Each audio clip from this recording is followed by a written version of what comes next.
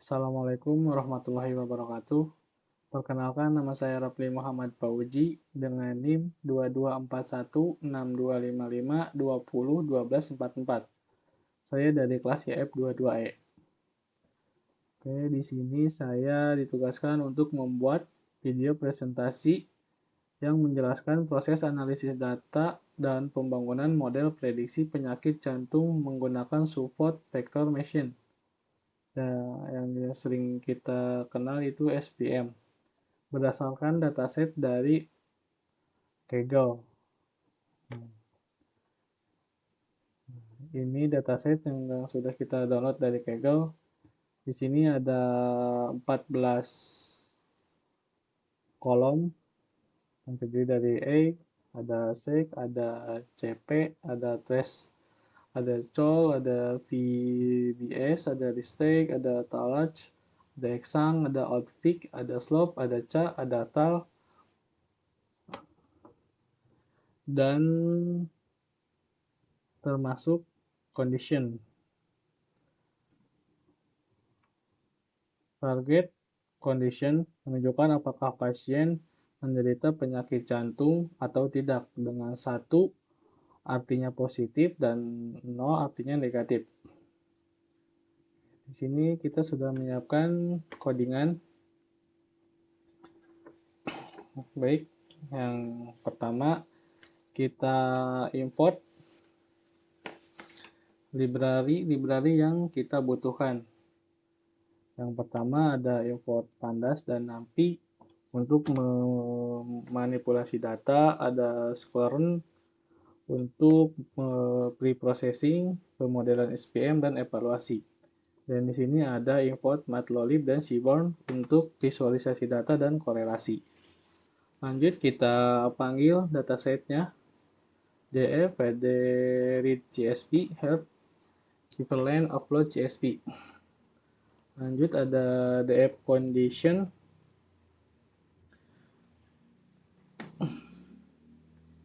Ada df condition. Di sini dataset awal menggunakan angka 0 sampai dengan 4 untuk kolom condition. Diubah menjadi biner.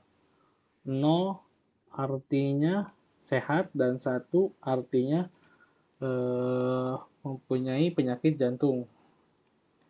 Sini kita print df is null sum untuk mengetahui apakah ada data yang kosong, dan ada print df descript untuk melihat ringkasan statistik data main, min, max, std, def, dan lain-lain.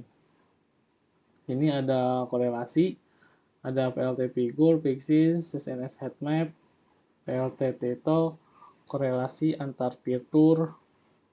Ini tujuannya untuk menampilkan korelasi antar fitur dalam bentuk heatmap. Korelasi tinggi menunjukkan hubungan kuat antara fitur, warna biru menandakan kekuatan positif atau negatif korelasi. Sini kita pisah fitur dan target, ada X, ada Y. X semua kolom kecuali condition fitur input, dan Y adalah kolom target atau condition. Ini kita normalisasi, scalar sama dengan standar scalar, X scalar sama dengan scalar with transform X. Tujuannya untuk menstandarkan fitur main sama dengan 0, std sama dengan 1, agar model SPM bekerja optimal.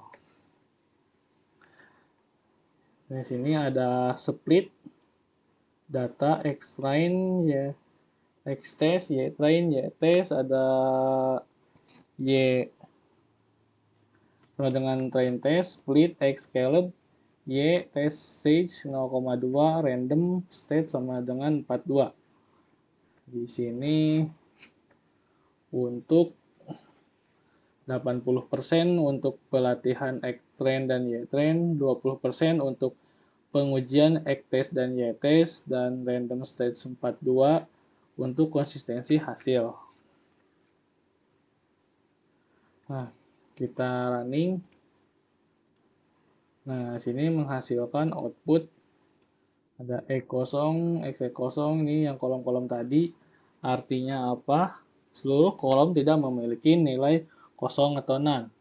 Artinya dataset bersih dan siap diproses tanpa perlu menghapus atau mengisi data kosong. Sini ada egg, sec, cp, transip, dan masing-masing ada count, mains, std, min, dan max-nya. Oke.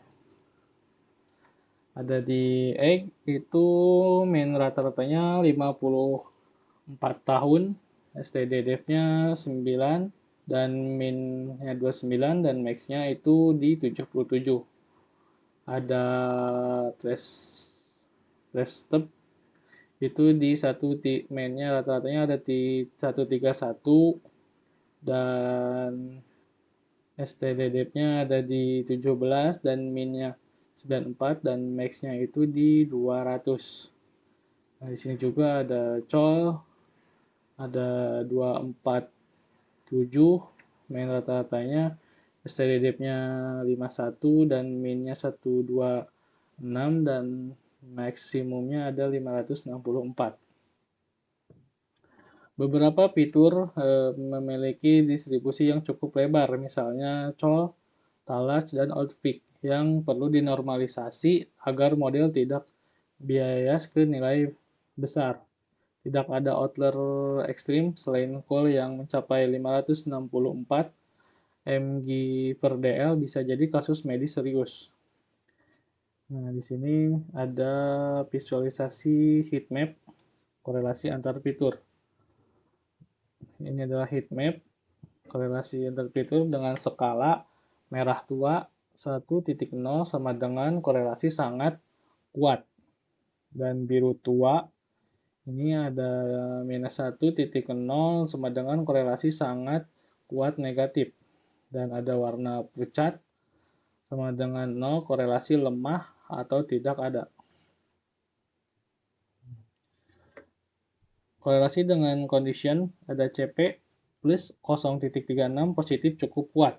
Ada talak minus 0,42 negatif moderat. Ada slope plus 0.34. Ada outpeak minus 0,31. Ada CA 0,38 dan ada tal di plus 0,025. Fitur lainnya seperti SEC, AG, dan VBS sangat lemah korelasinya. Dan semakin tinggi nilai talak, detak jantung maksimum, risiko penyakit jantung cenderung lebih rendah. Semakin tinggi CP slope, semakin besar peluang terdiagnosis. Korelasi negatif berarti nilai tinggi fitur itu cenderung muncul pada spesies yang sehat. Nilai korelasi tidak menunjukkan sebab akibat, tapi penting untuk fitur seleksi. Oke, baik, kita ke codingan selanjutnya. Sini ada model SPM dengan kernel linear.